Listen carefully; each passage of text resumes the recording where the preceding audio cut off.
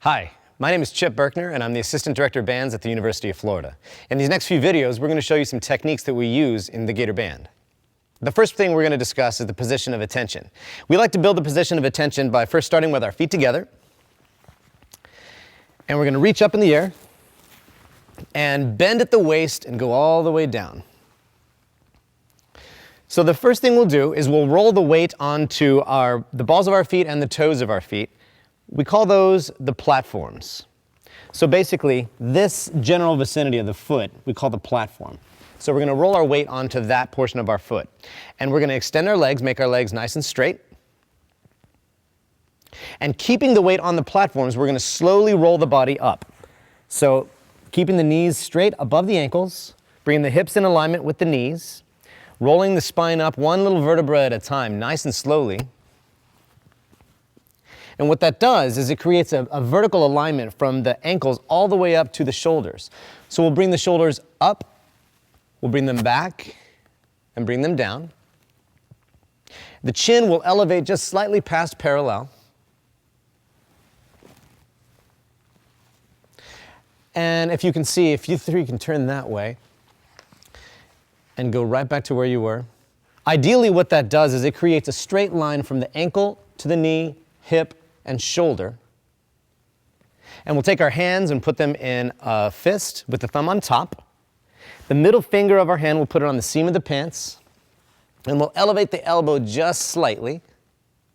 What you want to avoid is any overhyping of the elbow like that. And you also don't want to have straight arms.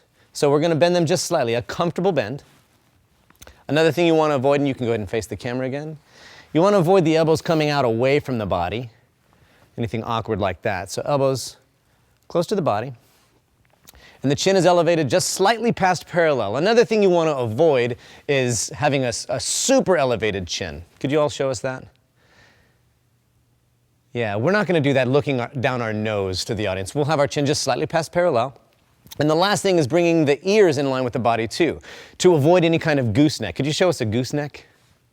Yeah, we want to avoid that. Bringing our face to the instrument. So go ahead and put your ears back in alignment. Another one of the things that's somewhat unique to the way we march is we like to have a slight forward projection in Gator Band. So if you would again face that direction. And if everything's in alignment and the weight is still over the platforms, you'll notice that the body position is slightly forward. It's not resting back on the heels. It's slightly forward, so the weight is still on the platforms. You shouldn't be able to see any distance between the ground and the heel, but there's no weight on the heel.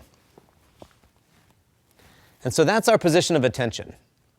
The next thing we'll discuss is the call to attention. So the call to attention sounds like this.